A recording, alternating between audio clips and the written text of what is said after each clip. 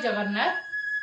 सत्यरपथे channel को मु ज्योतिर्विद सरोजिनी महापात्र आपण को स्वागत जनाऊँगी।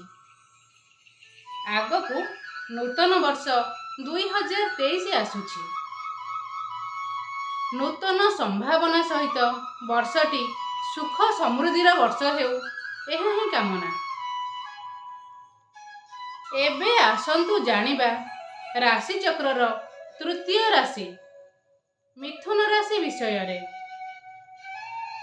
केमिति कटिबो वर्ष 2023 मिथुन राशि जातकंक पाई। 2023 रे चारिटी प्रमुख ग्रह चलन हेबो, जहार समग्र 12टी राशि उपरे स्वतंत्र प्रभाव रहिबो। 17 जानुआरी 2023 रे शनि कुंभ राशि रे संचार करिवे। 22 एप्रिल 2023 रे बृहस्पति मेष राशि रे संचार करिवे। 30 अक्टोबर रे राहु मीन राशि रे तथा केतु कन्या राशि रे गोचर करिवे। एही प्रमुख गोचर चलन तथा अन्य ग्रह चलन आधार रे आसंतु जानिबा मिथुन राशि रे 2023 किपरि कटिबो। 2023 रे आपणक धार्मिक कार्य प्रति आग्रह और उत्साह वृद्धि पाइबो। कर्म क्षेत्र रे तथा व्यवसाय रे विशेष उन्नतिमूलक परिवर्तन हेबो। कर्म क्षेत्र रे फेब्रुआरी ठारू डिसेंबर मध्य रे उन्नति सह प्रशंसा पुरस्कार और परिवर्तनर जोग रहिछि। मनोनीत स्थान को बदली आदि होई पारे।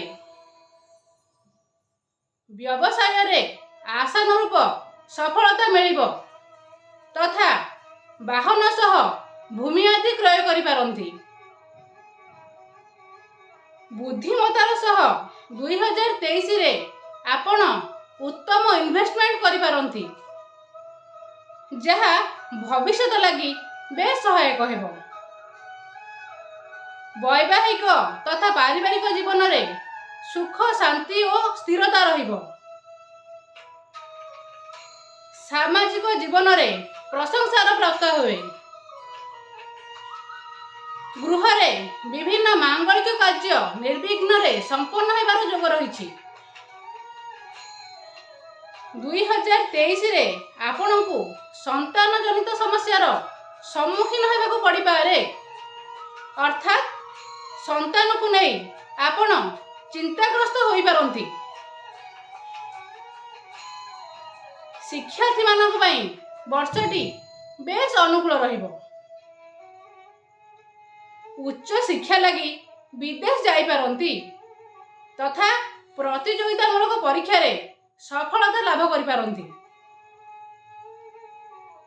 2023 रे 3 मास अर्थात जानुआरी फेब्रुआरी और अगस्त रे सामान्य समस्या देखा दे पारे।